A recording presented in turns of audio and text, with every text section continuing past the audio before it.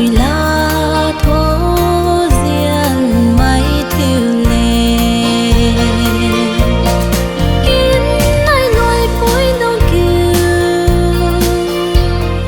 thâu rồi bầm đô thâu rồi ta tu lý thô anh yêu riêng mai gọi in tâm là ghê anh yêu riêng mai gọi in tâm là ghê hê cái bao nhiêu ta dài lâu na ru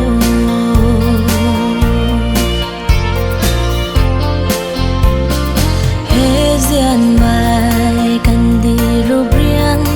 giao lo bài vang rồi xa lâu mai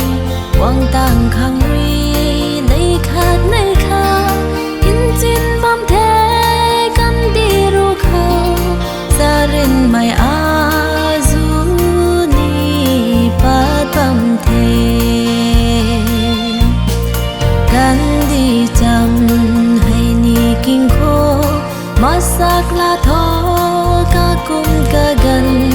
mika thui rui ni rak patna giao đi cô cam đi lưng lưng hay kin hay lời quang ni cùng bu đi theo kin ai lời phối nông kiều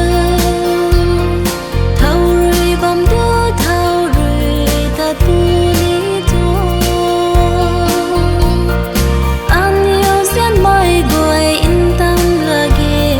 anh yêu riêng mai gọi in tâm là ghê hê cái bao nhiêu ta dài lâu na rồi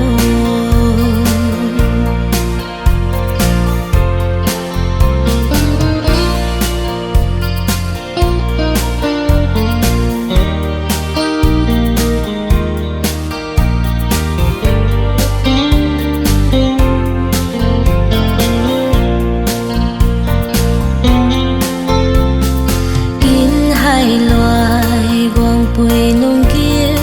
cáp in tam lát lưu mây khoan rơi tình bù can đi